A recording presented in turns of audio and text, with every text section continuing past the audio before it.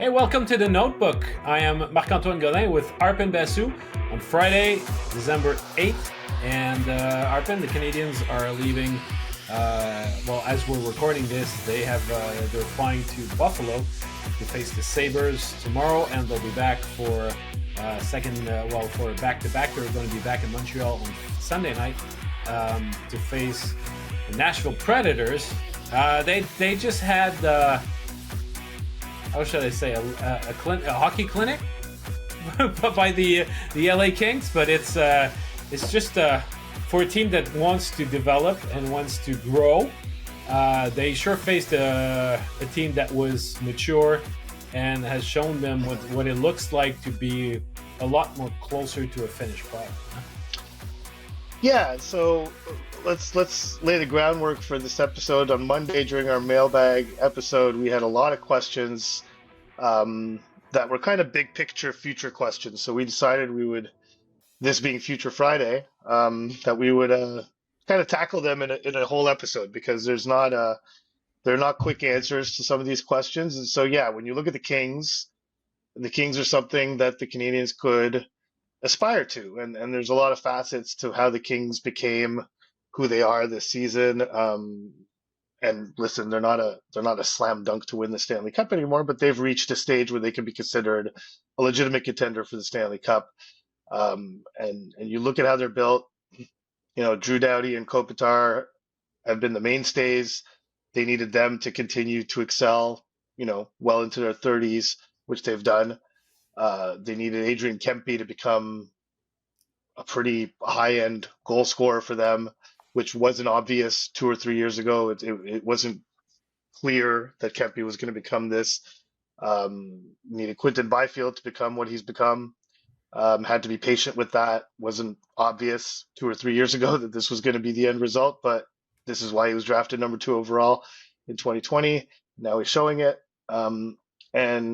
And several other, Mikey Anderson's kind of a guy that sort of falls in, but he's an important piece of that puzzle. There's all sorts of, signing Phil Danault in free agency, having the Canadiens let Phil Danault get to free agency for the Kings to sign him, landing Pierre-Luc Dubois in a trade, all different, free agency, drafting, trades. They've done it all.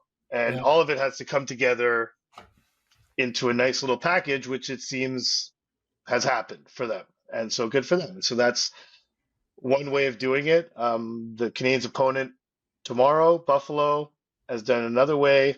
Have had an incredible run at the draft, really hitting on a lot of their picks. Not just the first overall with Dahlin and Power, and not even the top 10 pick Dylan Cousins, who is looking like a real stud. And but there's just a whole series of picks they've made. They had to kind of land Tage Thompson and have him become sort of an elite offensive player when that wasn't obvious. And so, a lot of things had to go right. But you look at the Sabres and they're struggling. They're having a difficult season. Well, that's it. Yeah, that's it. It's an interesting thing when you look at the Sabres, because I remember prior to the season, the Canadiens, a lot of fans were saying, well, the Canadiens should follow what the Sabres are doing. The amount of under 23 talent they've got is amazing. And it's going to continue coming in the pipeline in the next 2 or 3 years. But I think it goes to show, and everybody, I think, out of the Atlantic Division with Montreal, Ottawa, Buffalo, and Detroit, I think most people thought that Buffalo would probably be the best team among those 4 this season. And the fact that they're still treading water goes to show how long that can be as a process. So I'll use the fact that they're playing against the Sabres tomorrow to launch that discussion that way. But when people hope that the Canadiens will be able to turn it around and do the rebuild in let's say, in 3 years, how realistic is that to hope that a turnaround of that magnitude with so many competitive teams to beat can be realistically done when you look at a team that like the Sabres, who in theory under Kevin Adams have a very coherent, potent blueprint, and yet the results take time to be, to come. Maybe. a little bit. I don't think the Canadians are going at it the same way as the Sabres did. I mean, let's be honest. When the Sabres drafted Rasmus Dahlin in 2018, number one overall, uh, they had gone scorched earth. They hadn't gone scorched earth. They were still scorched earth from when they originally went scorched earth in an effort to get Connor McDavid. And so, 2018 is already 5 years ago, and they're not Yeah. there. And so that right there, and they have a stud in Darlene. Listen, this season is not going the way he was trending, but I had him on my Norris ballot last year, further down, but still he was on there. Uh, Owen Power looks like he'll be uh, a great defenseman. They have Matthias Samuelsson locked up long term. They've done everything right, seemingly, Yeah. except for address the goaltending, which is one of the reasons why they've struggled this season, but it's not the only reason. There's a lot of other things going on there. And so, yeah, I think they're an example. Ottawa's an example. You look at teams that are still trying to kind of come out of it, who are sort of in the same grouping as the Canadiens. You look at the Ducks, they're loaded with talent right now, young talent, very similarly to the Sabres. You look at Mason McTavish and Zegras and Pavel Minchikov and the list goes on. James Yeah. Drysdale. There's just a Leo lot Carlson of now. Leo Carlson now, who's going to be an incredible player. Yeah. Owen Zellweger. There's just so many nice young pieces there, but the process of getting over the hump is very difficult to pinpoint exactly how that's done. I'm not going to suggest that Detroit is over the hump, but man, they seem closer to doing that than any of these other teams in the division that we've been talking about, who are going to try and pierce that that group in the top four.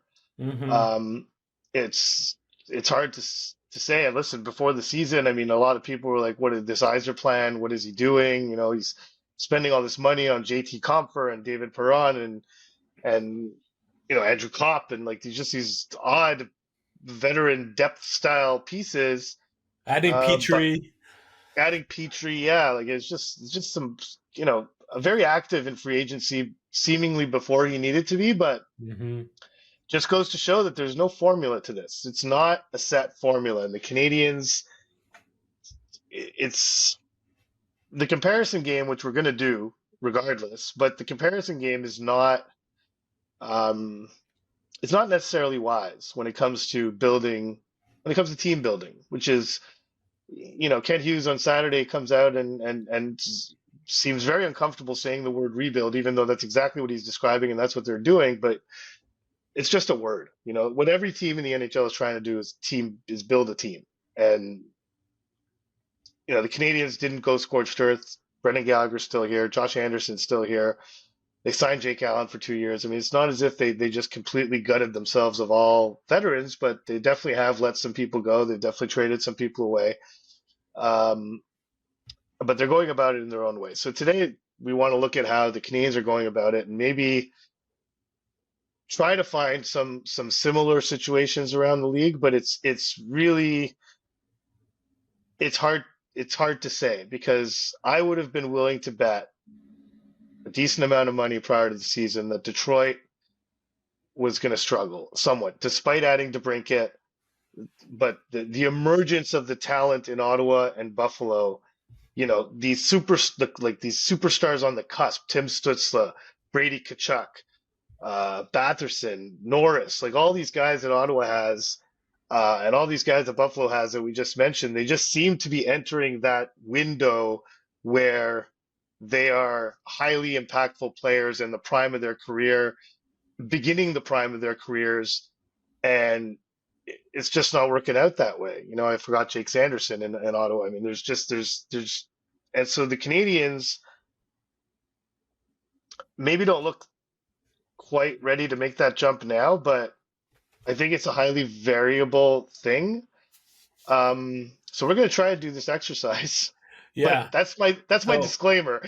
That's my disclaimer that if you ask Kevin Adams 2 years ago where he thought his team would be 2 years from now, I think he'd say that it would look kind of like it looks now, except it's not working. not so far at least. It's early in the season still, but it's really never too early in an NHL season with all the parity and how difficult it is to climb the standings. Um, and even though Pierre Dorian's gone, I think if you would have asked him a few years ago what he hoped Ottawa would look like right now, I think he would say something very similar to what it is now, and they're having trouble as well. So let's do this because we were asked by a lot of people, but just keep that in mind that there's this notion, and I see it from a lot of fans, like what's the plan? What's the Mm-hmm. path to competitiveness? And that path is different for every team. It changes with time. It depends on current league trends, on how the game is being played, on what types of players are valued more than others at given time, and also there's something to be said about forging your own path and not following what already exists as a path to team building. And um, so there you go. That's the lawyer speak for a conversation to come, because there you can still try and look at it, but there's so many variables along the way that it's difficult to pinpoint exactly when a team is ready to get over that hump. So there's one of the listeners asked us, Stock Guy One, was asking us, is there a team that has done a rebuild successfully where you see a parallel with how the Habs are conducting theirs? And I think that to answer that question, you have to identify, well, what are the characteristics of the Canadiens rebuild? We don't know yet if it's going to be successful or not, but there's a couple of things that we can see emerging. The first one is Mm, that they did not empty they did not empty the shelves and parlayed all of their veterans and go scorch earth the way that you said before. They started their rebuild, and I say started their rebuild. That's under new management with guys like Suzuki and Caulfield that were already in the NHL. They added rookies like Slavkovsky and Goulet into their lineup. They were brought in last year. But they didn't trade everybody. And we started off by talking about LA, and that's interesting because the LA Kings hit rock bottom in 2018, 2019. You mentioned that they kept Kopitar, they kept Doughty, they kept Dustin Brown until he retired. And mm. so through their lean years, they still kept those three guys. And in Montreal, I mean, during those years, um, they got a fifth overall pick. They got a second overall pick, obviously that's Quinton Byfield, and finally a number 8, which was Brent Clark. And in Montreal, if you decide to compare it, let's say with Montreal, I wonder what would have happened if Carey Price had not been hurt, and how much that influenced the process into Mm. deciding to rebuild. Because there's another listener who said, well, the Canadiens have had a ton of draft picks since 2018. There was a change in management between that. There was a presence in the Stanley Cup final, albeit very surprising, but that factors in. And you got to wonder, would the Canadiens have been taking the same approach if Carey Price had not been hurt? Or would have they sunk anyway the way that they did? But let's say they did. Let's say they would have had the troubles that we've seen so far, despite having Carey Price there. So Carey Price, Brendan Gallagher, they would be their Kopitars and their Drew Doughties to a certain. They would be their. Gallagher would be their Dustin Brown. That's right. They don't have Gallagher it. has They don't always has have. always been. They don't have a No, Drew they Doughty. don't. But no, they don't. They don't. But their Gallagher have always compared him to Dustin Brown. Yeah, It's but it would always be been the their. comparison. Yeah. It's their identity, guys, right? So Hmm. so it took them. It took the Kings 3 years of being outside the playoffs before they started going back in. And they're not backing necessarily because of all their youth. Byfield, no doubt, is definitely answering the bell, but now he's entering his 4th pro year. So Hmm. again, testament of patience for people who might think that Slavkovsky will be a bust, although recently he's looking anything but that. It's hard to call him that It's now. Yeah. hard to call that. But I mean, Alex Turcotte picked 5th overall. Doesn't look too good right now for them. No. Um, Rasmus Kupari, Gabriel Villardi, they're good young players. They were packaged in order to get an older player in Pierre-Luc Dubois. They traded LJ Grants, they traded Brock Faber. Uh, Who's looking Arthur, really good in Minnesota right now. he does, yeah. Yes. And Arthur Kaliev, Bjorn Foot, Anderson Dolan, those guys who were fairly high draft picks are complementary players, but they're not core guys. So Mhm. it comes so the lesson here is that, yeah, you can have a lot of good young talent, but it's still, you're still depending on your veterans at some point to to to make sure that your younger players, if you identify them properly and you don't rush them, are going to be able to grow properly. So this is an environment right now that's extraordinary for Byfield. But you mentioned Detroit.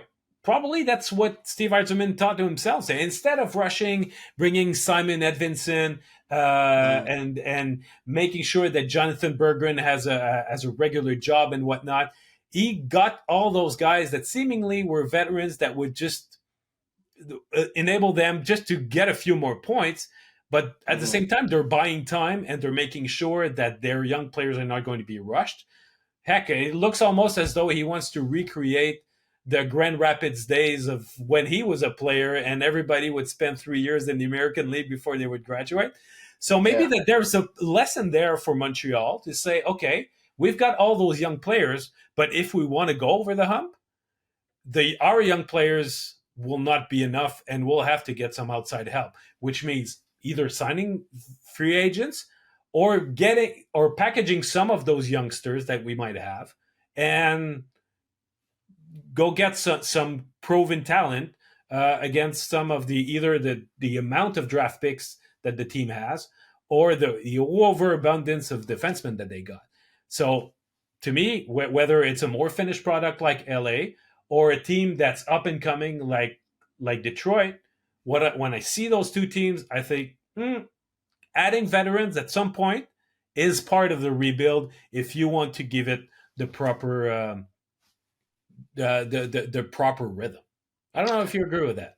Well, I mean, yeah, at some point it's just a matter of when. And so with the Canadians, they've really resisted that temptation, right? I mean, they don't, it's not part of their plan in the near term. Maybe this offseason, based on what we've seen, um, with Detroit, even Arizona, who went down that road this past offseason, going and getting Kerfoot, Zucker, just adding some veteran presence to their group. And look, they're competing for a playoff spot right now. Perhaps I would say probably even in their own mind a little ahead of schedule. Uh, so yeah, the temptation's there, and it's hard to say. I mean, Buffalo waited until now to do they did that this offseason. Eric Johnson, Connor Clifton, to shore up to give their young blue liners some veteran insulation. Even Ottawa with Tarasenko and it's they had to trade DeBrincat obviously, uh, but yeah. So my sense is the Canadians don't feel they're at that point just yet. I would be somewhat surprised if they went down that road this summer, but the summer after, for sure. And I think it's going to happen at some point. I think there needs to be a little bit more of a cleanup done Mm-hmm. of the Bergevin years. There's I feel that this administration is comfortable, even at this bloated cap hit, comfortable having Brendan Gallagher around their group.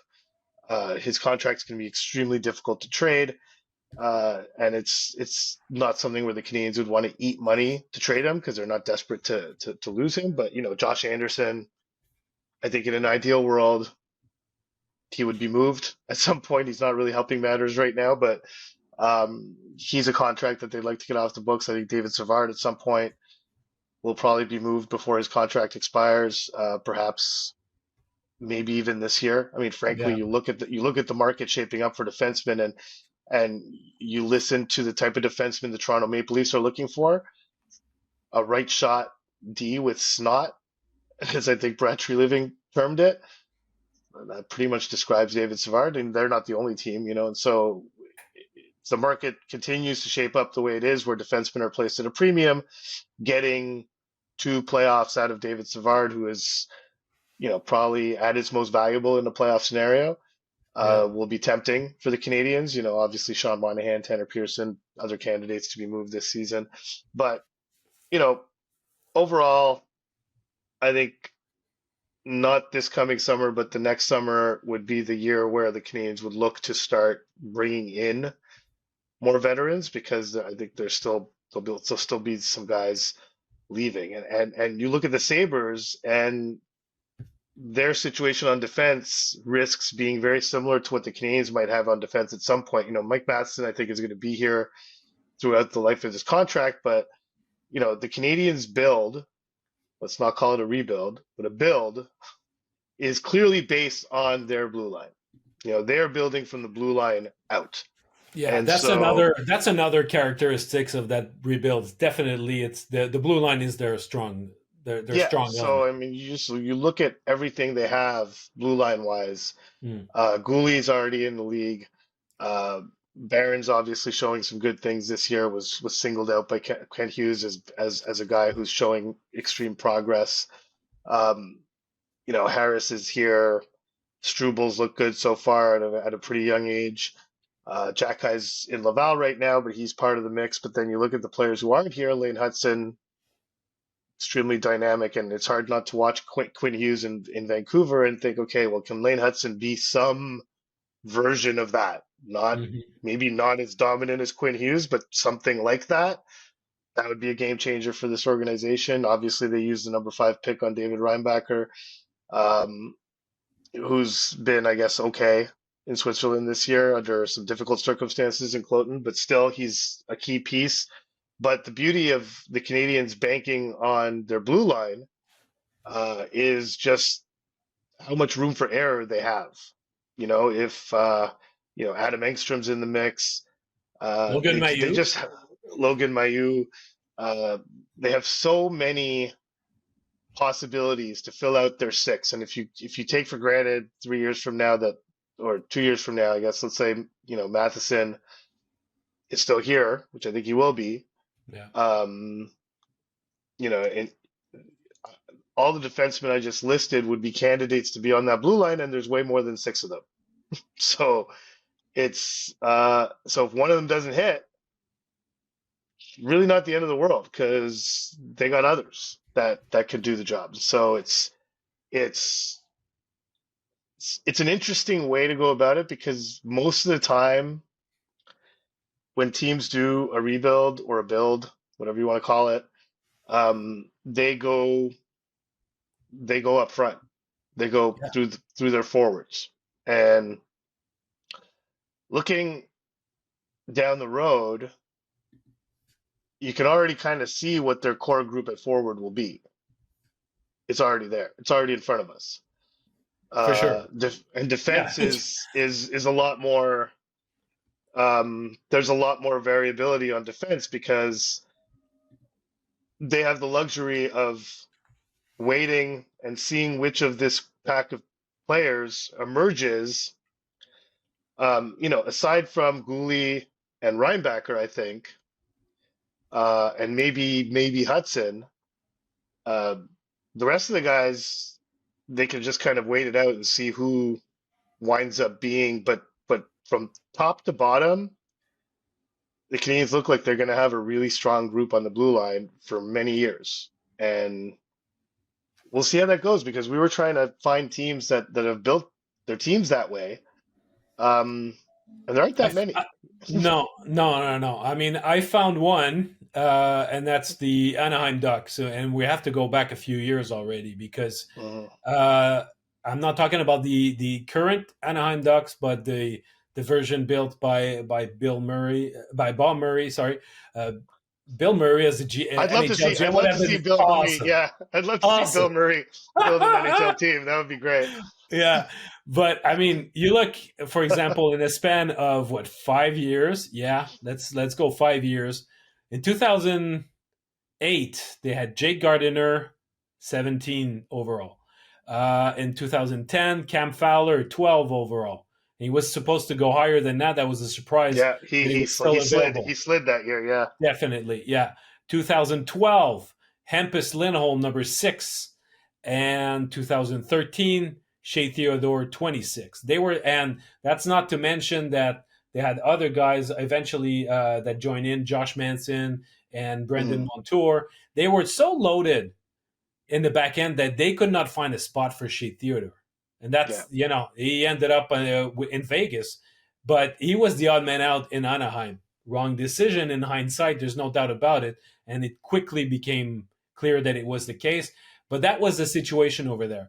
And they ended up, during that time, the Anaheim Ducks competed fairly well. They had two they went to the conference finals twice in 15 and in 17, and Mhm. after that they cratered. Yeah. But apart from that, I mean, everybody will try to find like the big shot forward, the guy, the high profile offensive star, and you're going to build Mhm. around him. That's pretty much always the case. Yeah. So it's rather unusual, and it's probably something that had started already before Jeff Gordon and Kent Hughes came on board, because that's what they had in their pipeline. They just continued to do so. They continued in that vein. Not Mhm. necessarily, it might not be necessarily a conscious strategy. It's probably just a matter of, well, who's the best player available. Um, but Yeah. the result is what it is now. Well, Yeah. that's who they got. So uh, it's going to be it's going to be a challenge. It's probably something that will go down in the history books if the Canadiens manage to become a contender the way that all of their pipeline is built, Mhm. and where their main assets are. Because up front, when you say it's pretty easy to identify which guys are going to be there. We had somebody who was asking us. His name is Mus99. He says, what does the Habs top 6 forwards and top 4 defensemen look like in 3 years, and will they be a playoff team?" So if we do that exercise, the top 6 Mhm. forwards are easy to identify. I think Suzuki, Caulfield, Slavkovsky, Doc, Newhook, and then the 6th guy is debatable. I Mhm. will go with Joshua Roy, Yeah, I would but agree. and that's if you keep things internally. But you could assume that the 6th guy would probably be a guy, a more seasoned player coming from the outside. But if you go strictly on the Canadians' owns, Joshua Roy would probably be the number one on that list. And in the back end, you mentioned Matheson, Gooley, yeah, and after that, take your pick. Reinbacker, Hudson, Jacky, Barron, those guys. And then there's a whole bunch of other options after that. But Mm. Suzuki, Caulfield, Slavkovsky, Doc, Newhook, let's say just those 5 guys. Are they a playoff team in 3 years? And more than that, because I would say that in their peak, they will make the Canadiens a playoff team, but will they turn this team into a contender? That's the big question. Yeah, of course, it's the big question. And so when you mention that, the rarity of building so heavily on the blue line, you look at, the Canadiens inherited Gooley and Mailloux, both first round picks. Obviously they chose to take Reinbacker, making that 3 first round picks in 4 years Mm. used on defensemen. Um, obviously the Sabres had 2 number 1 overall picks and used them both on defensemen. So that's not, they've also kind of banked heavily on building a young, dynamic defense core. But when you have that, I think it lowers the bar somewhat on how strong your forward group has to be. Um, that group that you mentioned for the Canadiens, I mean, a lot. It's gonna be very dependent on development, right? I mean, Kirby Doc losing this year, I think it's fair to put a question mark on how it's going to impact his development. He was looking like a player who was ready to take a step. Um, you know, I, I wouldn't be surprised if he becomes a more productive player than Nick Suzuki at some point. Hmm. Um, Suzuki right now, after 26 games, is exactly on pace for 66 points, which is exactly what he produced last year. So if Suzuki settles into this as being who he is, let's say he becomes, a 70-point player who is a two-way player, can face the top opposition on the other side, can kill penalties, does it all. And you have Doc as your offensive guy. Um, is that enough?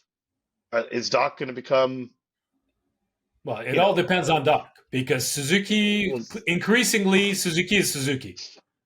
yeah. Well, So I've kind of Doc, said like all to me this year should tell us who Nick Suzuki will ultimately be. You can't. Your age 24 season is generally who you are, and so listen. Right now, he's on pace for 66 points. Will he surpass that? Maybe. Will he go on a mhm. hot streak at some point? Perhaps.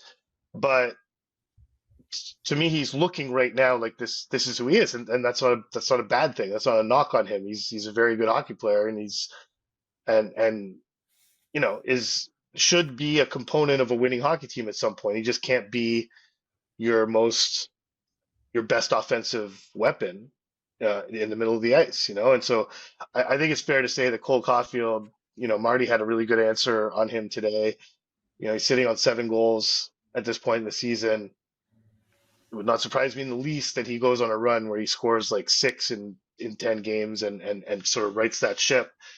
But you know, you do wonder if all the emphasis that Marty and the coaching staff are putting on him to round out his game, and how much emphasis he himself has put on rounding out his game, not cheating the game, being better defensively, trying to round out his game, and become just a better overall hockey player. Um, what kind of impact that's having on his goal scoring numbers? Is he cheating less and thus getting fewer opportunities?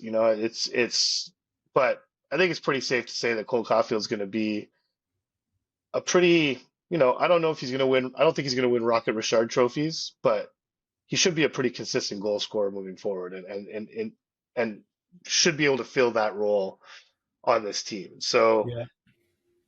all this to say is that the group of 5 players, and obviously a lot depends on Newhook. Like just when he got hurt, looked like he was starting to figure stuff out and figure out what the best version of himself was, and he was looking like a very effective hockey player. A lot of energy, a lot of speed, um, forechecking, and pretty strong. Stronger than you would think for a guy his size along the walls in physical one-on-one battles. I think he's competitive in that way, but it's fair to look at that group and be like, yeah. And then obviously we're not mentioning Slavkovsky. Like Slavkovsky's, the one who should have the highest ceiling in the group. Um, what is that ceiling?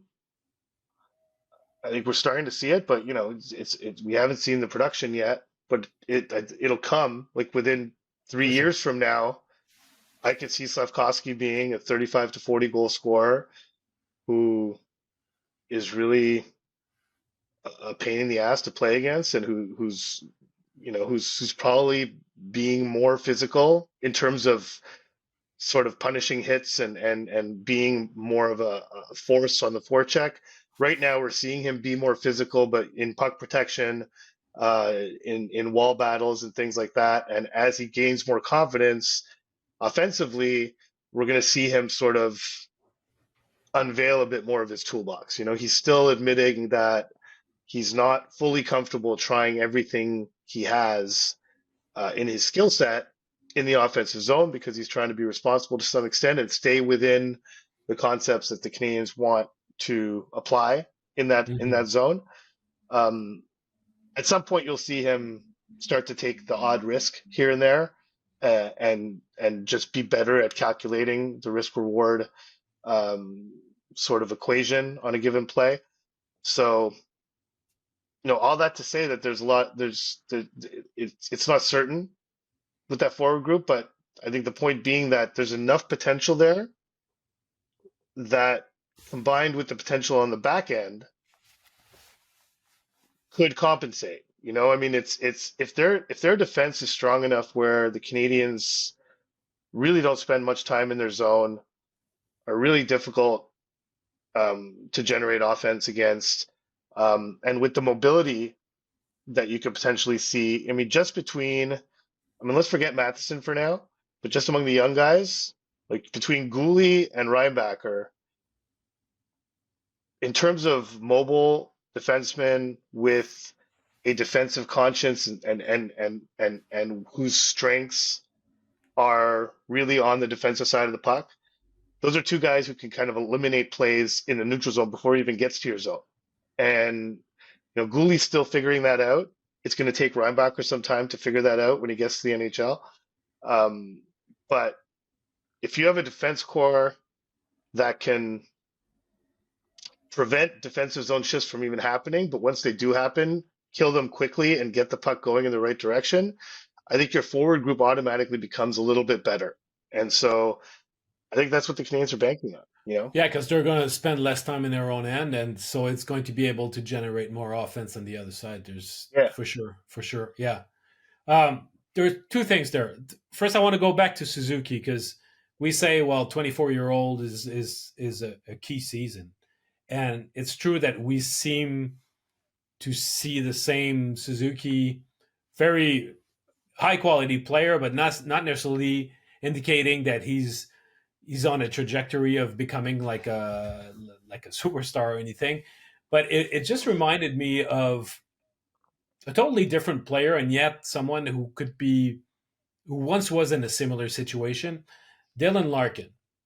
Of Hmm. course, the assets to their games are not the same at all. But for the longest time, Dylan Larkin was considered like a low end first line center, but he was a legitimate first line center, but on a struggling rebuilding team.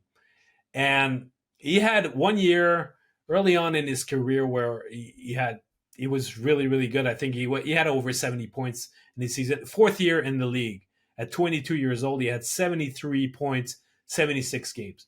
That was Hmm. extremely promising. Then he followed that up with his season where he had 53 points, and then only 23 points in 44 games. That's Hmm. his 24-year-old season. And then since then, a 25, 26, and 27-year-old, he's become a point per game player, and he's really established himself as a bona fide number one centerman. And Hmm. the team around him is getting better too. So there's a chance that still a bit later than that, we might see Suzuki has not had a 73 point season so far, but there's a chance that He could this year. he could this year, and he could. Yeah. My point is, statistically speaking, at least, he could just have that little boop, that little bump up that would Hmm. place him pretty much on par with Dylan Larkin. Which there's no doubt that there's no McDavid's on this team. There's no Nathan McKinnon's, but you need to have guys at least that will drive your offense, and you feel like they're going to be in the right chair. So if Suzuki becomes as effective as Dylan Larkin, and he's not that far off, Hmm. and you have a supporting center like Kirby Doc, I think you should be pretty okay down the middle. But so much leans on Doc, because if Doc doesn't pan out, whether it's because what we saw last year was a mirage or because injuries take too big a toll on him, if Suzuki ends up having to do the bulk of the work by himself, it's going to be catastrophic for the Canadiens rebuild, because it's not as though they have very very promising centermen coming up in the pipelines. They have none. The only guy that they've got is Owen Beck, and I mean, his first order of business will be to replace Jake Evans when he arrives, and then we'll take it from there. But that's it. So Well, I think that's the big difference between the group up front and the group on the blue line. Like, listen, worst case scenario for the Canadians, let's say David Reinbacher is a bust. I don't think that's going to be the case, but let's say. mhm. Um, For the sake of the argument, For the sake of the, it's not a it's not a judgment call judgment. you're It's making. not a No, judgment. no. I'm just trying to say that the Canadians could.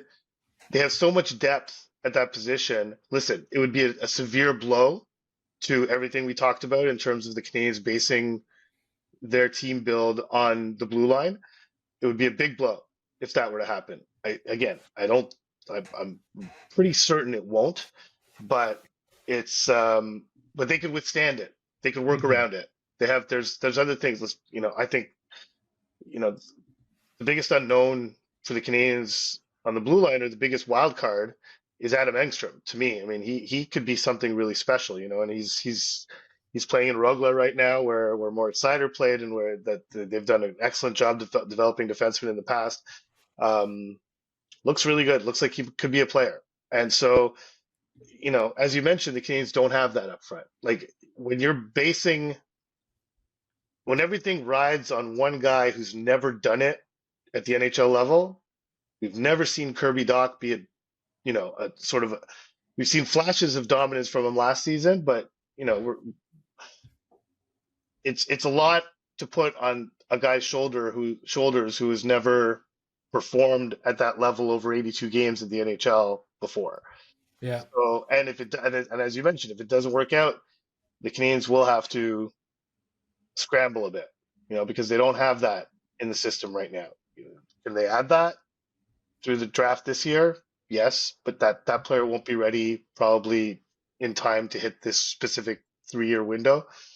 Um, they could trade for it. They could add it in free agency. There's other avenues, as we've mentioned, but a lot of the Canadians' future at the forward position, or just the future of their forward group, sort of rides on Kirby Doc being that player, and that's far from a sure thing.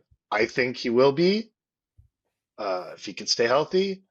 Um, do I know he will be? No, I can't know he will be because he hasn't done it. He hasn't done Yeah. it on a consistent basis in his whole life, and um, so that's a bit of a precarious thing, because really in goal, which we haven't addressed yet, which is an area that shouldn't be overlooked. I mean, you look at Buffalo, you look at Ottawa. Where's their big problem? It's in goal. I mean, it's probably it's the biggest problem for both teams. You look at Edmonton, you look at Carolina, even right now. I mean, it's just like it's so. Man, Carolina. Yeah, That. Woo-hoo. Yeah. yeah, I had him in the Stanley Cup final, and if you don't have a goalie, you're not going to get there. And so, No. last week we spoke about your visit with Jacob Fowler. I think the Canadians are high on him. The Russian kid who's Volokin. I keep Volokin. yes. Yes. Um, what he's doing, I mean, there's some promise, and Montembeau obviously uh, showing promise as being someone who can be at the very least a bridge to those guys, and maybe wind up tandeming with one of them for a year or two. Um, I think the situation in goal is going to work itself out. They should be okay. So really, the big question mark is the forward group, and that's why when they do feel the time is right to dip their toes into free agency, I think that's what they're going to try to address. Right. So, um, speaking of which, at the latest board of governors meeting, it was the estimate for next season places the salary cap for next year uh, a shade below. 87.7. Right, a shade below 87.7, and so that would put the Canadians in a quite interesting situation for the future. Obviously, Mm-hmm. when you increase the cap 4.2 million, everybody will say, well, that's extra money for everybody. So in that sense, the Canadians are necessarily in a better position than other teams, but it would reduce the pressure, in managing Carey Price's contract under the cap, just in time for the beginning of the season. Uh, Despite his current stellar play, Juraj Slavkovsky is not going to hit on all of his bonuses. They're going to have money to play with next season and the Mm-hmm. year after. They have a few UFA to be that are going to be traded and used as rentals. Monahan and Pearson come to mind. You mentioned Savard. It's a possibility that Allen gets traded too. So in the next few years, those projections suggest, because that's not going to be the only increase. Obviously, it's tied to the revenues of the league, but if it's $4 million, north of $4 million for next season, the year after it could still be more than that. The Canadiens have positioned themselves financially where they are in their rebuild in an interesting position also to make up for the fact that they might not have that top hand talent up front by going very aggressively on the market because of that margin that they're going to have. And when you look at the other high end teams, they might not have those. Mm. So they've started locking up those younger assets, but if they were able to capitalize on the fact that Doc is still at a team friendly contract, Newhook could turn to be a a team friendly contract, and who knows? Yeah, I know. Sometimes I've got expressions in my brain that I don't know if Caden Gould is ready to break the bank just yet. They have good players, but that are not going to necessarily be extremely pricey for the time being. So Mm. I think that they're in a good position financially also to overcome the inefficiencies that we might see and that we've started pointing out during our discussion. Yeah, yeah, that's it. I mean, by 25, 26, Yoel Army will be off the books. Christian Dvorak will be off the books. I mean, Slavkovsky will need a new contract for that season. Gouli will need a new contract for that season. But they should, who knows what Slavkovsky does between now and then. Maybe he will put himself in a position to sign a very lucrative second contract. But and maybe Gouli will do the same. Who knows? But I agree that they will have put themselves in position, and by 25, 26, that'll be the last year of Carey Price's contract, which means you and I are both really old. It's just I know. but anyhow, it's yeah, by 20, that'll be the last year of Carey Price's contract, at which point a whole other world of possibilities opens up, and obviously Savard's contract will be off the books that year as well. So it's there is a possibility in the summer of 2025 to be really aggressive, either on the trade market or on the free agent market, but it's they're not at that point now, and so Yeah. and really you look at you mentioned Owen Beck one day replacing Jake Evans. Like, Evans's contract is up in 2025, so 25, 26 would be a reasonable time to expect Owen Beck to be a third line or fourth line center on this team. If his development goes as anticipated. Mm-hmm. Um, and so but I think what all the fans who, just to kind of wrap up this part of the discussion, what all those fans want, and I think what every Canadiens fan wants and is worried about is, when will this team be good? When can I have a good team that like wins all the time and like is a contender going and doesn't need a miracle run to make it to the Stanley Cup final? A team that's considered a contender to win the cup. And the sad reality is it might not be 3 years from now. It might be 5 years from now. It might be Mm-hmm. 6 years from now. But it would be important. I think that this administration is looking for ways to shorten that. And, you and I were talking earlier, and obviously the comparison with the Rangers is appropriate just because Jeff Gorton is here. He oversaw that. And again, I mean, you look at what turned their rebuild around. It was not necessarily their high draft picks. It was how well they drafted late in the first round. It was getting Artemi Panarin as a free agent, having Adam Fox essentially arrive as a free agent. I mean, basically chose his destination, and they traded for him, and acquiring Jacob Trouba. And so you couple that with drafting Keandre Miller, Braden Schneider, Philip Hedl, hanging on to Chris Kreider, not jettisoning him That's off right. when they sent Zuccarello away and a bunch of other guys after the famous letter. They kept Um, Zibanejad, also another yeah, veteran that they kept. Yeah, Yeah. exactly. And so they identified the guys that could be part of a winning group, drafted really well, aside from the top, and even at the top of the draft. I mean, Alexis Lafreniere, you know, everyone in Montreal is looking at Byfield because it's just a natural comparison to Slavkovsky because of his size. But you Mhm. look at Lafreniere, also a winger, is looking good right now, you know. But and I think the comparison is more appropriate with Lafreniere because he's playing in a market where the heat is on him. He has been playing through a similar amount of pressure as to what Slavkovsky feels. The only layer Lafreniere doesn't have is having like the entire country of Slovakia watching your every single move every at 1 in the morning. Um, it's I I recently spoke to a reporter um, in Slovakia and he watches every game, um, stays up until all hours of the night. Actually, the day I spoke to him, um, he was planning to. His name's Stefan Bugan. He writes for. I keep forgetting. I feel so bad. I keep forgetting the name of his outlet. But the day I spoke to him, he was going to watch the Canadiens game at 1 a.m. in Slovakia, and Shimon Nemitz's game was on at 4 a.m. because they're in the West Coast.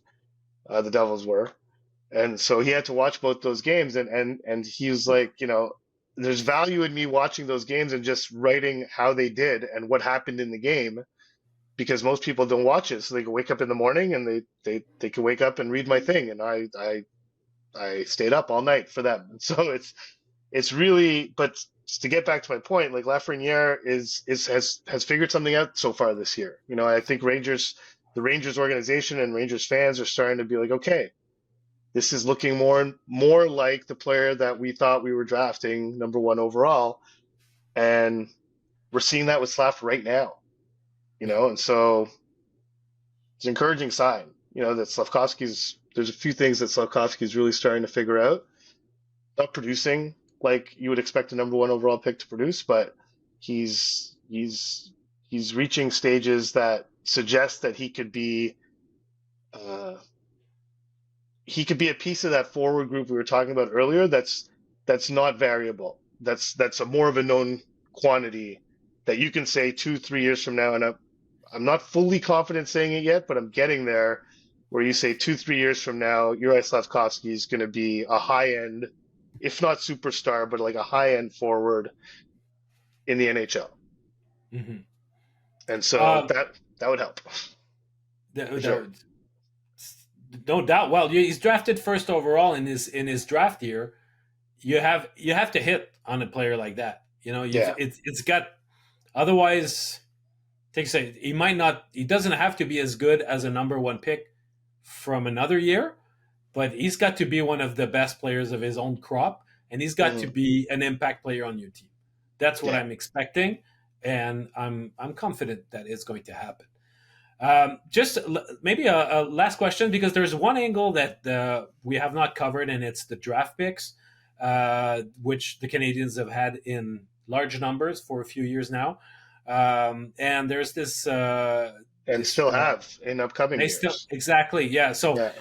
there's a listener who's asking us. He says, what is considered capacity in the Canadian system in terms of the number of prospects they can accommodate and develop? They have so many draft picks, it seems unlikely they could ever make use of them all.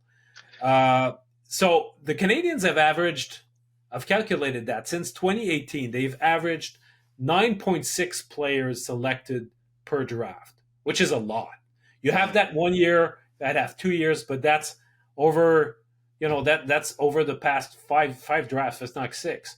So right now they own also 11 picks for the next draft and another 11 picks in 2025, and those in 2025 are actually higher quality picks than the ones from the next Well, they have this upcoming draft. two picks in each of the first 4 rounds. Exactly. Yeah. That's that you're really it's a good setup. So Hmm. I expect that they would package some of those draft picks to get more immediate assets. I don't expect them to draft 11 players in either of those drafts. Hmm. Um, but when you take the balance of the veterans who are set to become free agents, the guys like uh, Monahan, Pearson, but also those in Laval, the Maillet and guys like that. So all the UFAs in the organization, and you balance it out with all the junior age players who are likely to start their contract in the pros next year. So Reinbacher, but also Philip Michard. Hmm. That should bring the number of contracts Owen Beck. rough. Owen back. It Hmm. should bring the number of contracts to roughly 42 and 43. Obviously, that's before they add additional guys either via trade or on the market, but that's pretty much where you would be.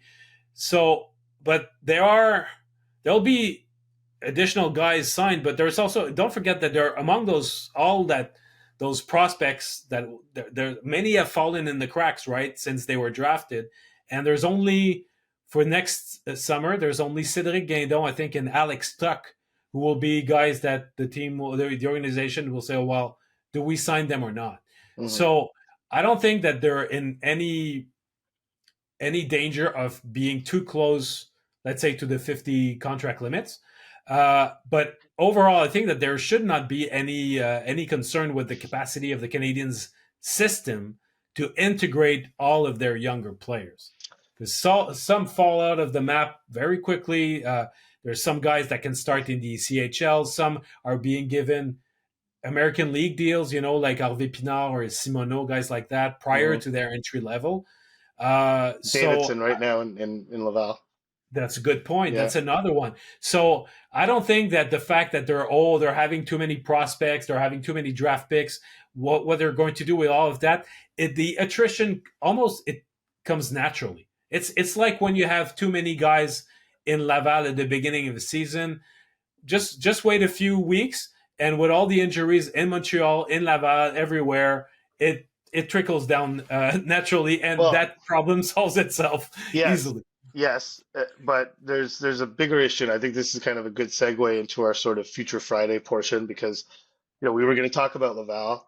I had a chance to chat with Emil Heineman in Laval on Wednesday night after they lost their eighth straight game, and this is going to be my counter to what you're saying, and I think this is where I think the question is quite valid because it's not only a matter of contracts, it's not a matter of um, when you say capacity for prospects, it's do you have enough of a situation to put these prospects in the best position to properly develop and succeed? Um, I think if you ask some of the guys in Laval right now how things are going, you're not going to get a lot of positive answers. Emil Heineman definitely didn't have a lot of positive answers. The losing was weighing on him hard. It was very difficult for him to accept what was happening. He hasn't even been in the lineup for the entirety of this eight-game losing streak, which, I think Laval's playing later this evening, so maybe by the time you listen to this, they've broken that eight-game losing streak, but still, the environment is heavy over there. Yeah. Um, just quickly on Heineman, I mean, he's coming back from an quote unquote upper body injury. I asked him if it was a concussion. He wouldn't comment on it, which was funny.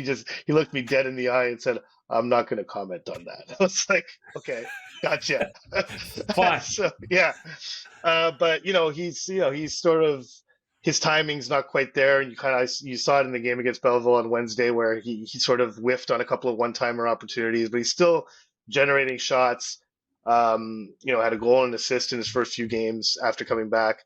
And I think if he can get that timing down and sort of get into game shape, um, the quicker the better for him because there's an opportunity in Montreal right now. I think if he's able to do that, I'm sure the Canadiens would like to give him a look Yeah. because I think even coming out of training camp, I think they would have liked to have given him a look. So that's it's worth monitoring how Heineman does over the next few games. But again, under the current environment, Laval, it's difficult for him to get up to speed because the team is playing so poorly. And against Belleville, I mean, they were just no shows for the first 40 minutes of that game. I mean, it was just this emotionless. Uh, I mean, JF Poole after the game said it looked like we were a little scared. It looked like we were playing scared, which hearing a coach say that about your team, and that's tough. So, and I asked him because as early But as the is it scared because of the opponent? Scared because they're so engulfed into that losing he streak? left it open ended, but I thought I got the impression that because he's talked about Belleville before as being kind of a big, intimidating, physical team, and that Laval has not Yeah, responded well to that in past games against them because of their youth. So I think he meant scared of the opponent. Like honestly, yeah. and yeah, he didn't specify it. This is me interpreting it based on things he said in the past about Belleville and the way they play. Um, but maybe it was a bit of everything. I don't know. I don't want to put words in his mouth, but just for him to Okay. say that they were playing scared was pretty significant in my mind. Mhm. So back in the rookie tournament in Buffalo, uh, as early as that, JF will, and even earlier, I think, even at development camp, I think JF will said this where it's over the summer, where he was like, "It's going to be tough this year," I specifically remember him in rookie camp saying, "Until Christmas, it's going to be difficult," and I've seen it in the past, but after Christmas, hopefully we'll get there and things will start to turn around for us. So he knew this was coming.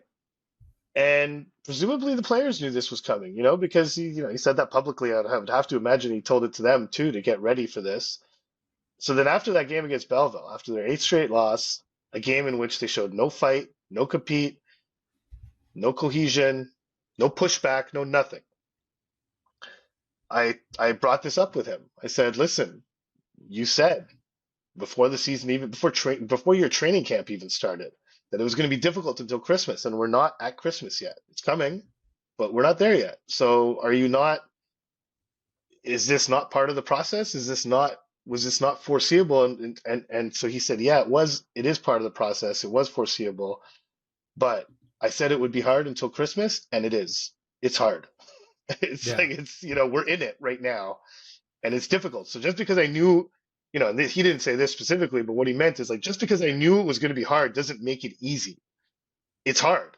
I knew it would be hard, and it is. And so when you talk to someone like Heineman, and I'm trying to ask him about his own aspirations, his own development, his own ability to get called up by the Canadiens, the opportunity that's ahead of him, and he couldn't focus on that because it was so difficult to process the way the team was playing and and the losses that were building up. So to get back to that question, that's the side of capacity for prospects that I think is another factor to consider. Like how many young players can you have in Laval and have Laval be an appropriate development environment for these young players? And Joshua Roy was the world was his oyster a month or two, a month and a half ago. Not so much anymore. And Yeah. frankly, who called him out after that game as an example of what's difficult about this is that Joshua Roy has shown. No, it's funny because he was answering me in English and he called him Roy. I was like, whoa, that's weird. But anyhow, he's like, Well, he's like, for it's like example, it's like when Claude Julien used to talk about Paul Byron and call him Biron Mijo, instead of exactly, Byron. yeah, exactly. So he was like, well, you look at a guy like Roy. Like I thought he wasn't very good tonight. He was okay in Abbotsford, but he wasn't very good tonight. So Mhm. that's part of it. Lack of consistency. Riley Kidney, I thought he was non-existent tonight, he said. Aside from that one move, he wasn't there. But he had a good trip in Abbotsford. So if you and Hul talked about this, like when he has so many, and this is why they sent Mishar down to Kitchener, a big reason why, because they had reached a certain capacity, to get back to the question, a certain capacity of young players who were getting used to the American Hockey League, where it was going to be impossible to get them all the appropriate amount of ice time and also place them in an environment that doesn't have to be like a total winning environment. They shouldn't be expected to be dominating the American Hockey League, but they got to compete. They got to be in competitive Yeah. games. It can't be just chasing the puck all night over and over and over again. So, I think that's an important consideration here too. When that question is relevant in that sense, because we're seeing it right now in Laval. is, and let's be clear, there are veterans in Laval, and they're not delivering the goods. They lost Mitchell Stevens, who was a big part of that team, but Gabriel Bourque, Maillet, who you just mentioned, like they have guys. Brady Keeper, who's partnered with Arbor Jackai in that game. You know, Gignac. They have like older guys who are supposed to be sort of regulating the youth of the team who aren't doing it. But you can't just load your AHL team up with 19 and 20 and 21-year-old prospects and expect it to go fine. Like Well, that's it's funny because it sounds as though it's the extension of what we were talking about earlier about teams that are talented and yet maybe too young at the NHL level, yeah, and the benefits of having older guys to have them around them. yeah, Because the Laval Rocket could be very well the American League equivalent of the Buffalo Sabres yeah. or the Montreal Canadiens to a certain extent. The other day, we mentioned it on the previous episode. Nick Suzuki brought up the fact that they were icing currently the youngest roster, the youngest lineup in the NHL. Yeah. So it's something that they're acutely aware of, the fact that how young they are. And but there's something though to that effect, because you brought up the name Brendan Gignac, who's knocking at the door, and yet he's a guy who's signed on an American League deal. Mhm. So I wonder. It's a sidebar to Heineman, the rest of the conversation, but there's always been. You look at guys like that were in Montreal before or in Laval, whether it's Alex Belzile or before that the what's the name of that Quebec defenseman who left for the Penguins organization? My God, Oh, I'm Xavier drawing Ouellet. Xavier Ouellet. Yeah. These guys, even though they were American League players, they never ceased to dream of the NHL. And maybe that Brendan Gignac was not that old. I mean, he was born in 1997. He's still reasonably young, 26. Yeah. uh, and who's a key player on that team. If he had an NHL deal, personally, he could have that drive of saying, you know what, if I push a bit harder, I could earn a call up. But he can't because he's stuck because of Well, his I mean, because the of his. motivation for him is to earn an NHL contract. That's the motivation. Like when the season's over, Oh, if when the not, season, sure. When the season's over, yes, but it's not going to happen during the season. Otherwise, 2 years ago they would have given an NHL contract to that goalie who was before they went and acquired Andrew Hammond. They had Kevin Poulin that they could have flipped his contract and yeah, just yeah. But that's Brandon Geniak's reality. I mean, listen, That's it. but That's it. But that's when you look, my only point is that when you have guys that are so young and who want to develop the best they can, it's good to have veterans that show the same drive and that have immediate aspirations for better things. And so that's I just find it odd because other if Gignac had an NHL contract, he would have been considered for a call up, just as much as Mitchell Stephens. That's all. yeah. I don't know. I think all those guys are motivated to make the NHL, and having an AHL contract would make you even more motivated. I don't know. It's the thing is that you need the Brandon Gignacs, you need the Alex Belzils, you need the Mitchell Stevenses. Like there's a reason why teams sign these guys every year to play in the Yeah. AHL. The reason being that you are currently seeing what happens when uh, when you load your team up in the AHL with younger players. And so that question, we're seeing the answer to that question play out right now in real time in Laval. And I mean, JFO, like those players are having a hard time with it right now. Mhm. And it's being in that dressing room on Wednesday night reminded me of talking to the Anaheim Ducks when they came to Montreal last season.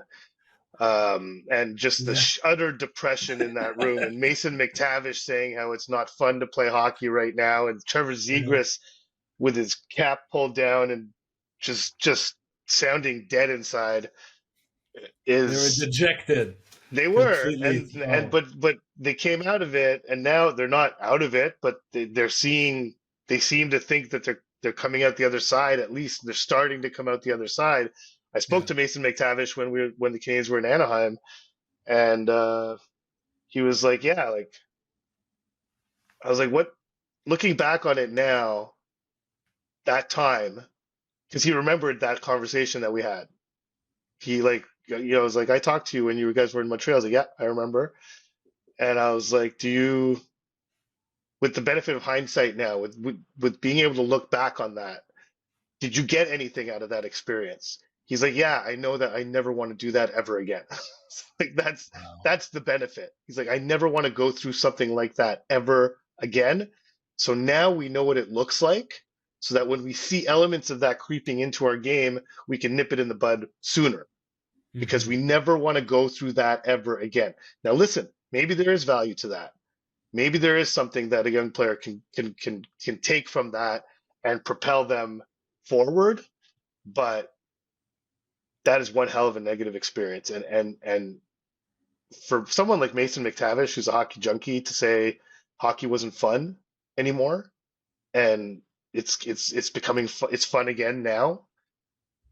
82 games is a long time to have hockey not be fun, and you don't know how different players are going to react to that. It really depends on your internal makeup, and so extending that to the AHL level, when you're a 19-year-old kid or a 20-year-old kid, you've always been a dominant player in your league up until that point.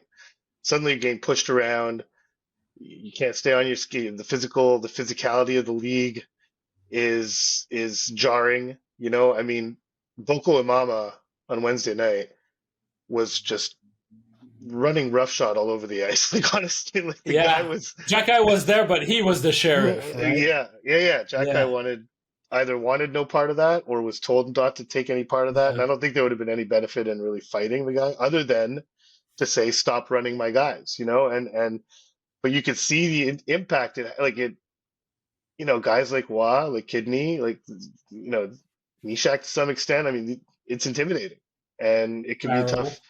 Farrell. Oh, Farrell's out. Farrell wasn't playing. Yeah, Farrell's Yeah, out, but Farrell's out. it's Yeah. um. So yeah, I think that there's a limit to how many of your young guys you can put in the AHL, and but just to get back to your point with the draft picks, 100% that I think people should look at those picks more so as trade capital than draft capital at this point. It's the upcoming picks over the next two drafts Hmm. provide the Canadians with a tremendous amount of trade capital. And to go back to what we were talking about, where at what point do they make a splash? Do they try and bring in that forward that's going to make a difference for their forward group? I think over the next two drafts, uh, and in all likelihood, the 2025 draft, um, I think we're going to see the Canadians try to pull something like that off, but we'll see. As for, I'm wrapping this up and our future Friday with a last question on Emil Heineman. Do you think that if he manages to get rid of the concerns regarding the losing streak, do you think that we're going to see him in Montreal at some point? Oh If yeah, he remains you healthy know this what? season? And you know what? Emil Heineman in that game, he did not play scared. Hmm. I don't think he played scared. He was up to the physical challenge that the Senators presented, because that's a big, rugged AHL hardened team, and he was not scared. He was going into battles ready to battle. And yes, his timing was off. Yes, he wasn't getting to spots at the right time. He whiffed, as I mentioned, on one timers. Like the skill elements of his game are still rounding into form, but in terms of a mentality, in terms of a sense of competitiveness and pride and and and just lack of intimidation, um, I thought Emil Heineman was up to the challenge in that game. Didn't play his best game, but he didn't play scared. And no, I think the Canadians are very high on him. They're very intrigued by him, and they want to see him at the NHL level. And it's not as if they don't have injuries that they need to fill right now. It's not as if they don't have room on their top six for a guy like Emil Heineman. So I think once he finds his game in Laval, I don't know this. I have no inside information on this. I would not be the least bit surprised if as soon as Emil Heineman sort of gets his timing back and figures it out and gets back to his regular self in Laval, that we'll see him in Montreal in relatively short order. Because when we mentioned the top six forwards, maybe in 3 years down the road, we mentioned Joshua Roy as the sixth guy. Yeah, he could be a guy. But Emil Heineman could be that sixth guy too. Yeah, it's but it's arguable. and if you extend that to a top nine, I mean that's what guys like Heineman, Roy, Farrell, like all these Harvey sort Pinard.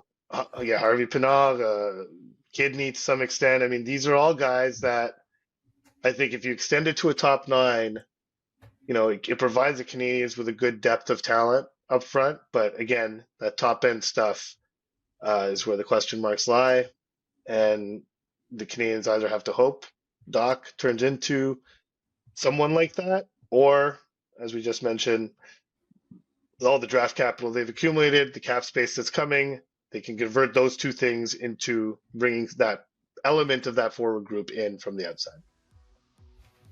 That's good. Just all wrapped up in one nice little bow at the end. All right. Thanks. Thanks a lot, Arpin. So enjoy the weekend, everybody. We'll talk to you again on Monday. There's going to be our Monday mailbag. So once again, send us your questions. We're at Basu and Godin at gmail.com or on Twitter. I refuse to call it X, at Basu and Godin. And well, that's it. Otherwise, you can read us in The Athletic and on radiocanada.ca. So that's it. Enjoy the games, everybody. See you soon.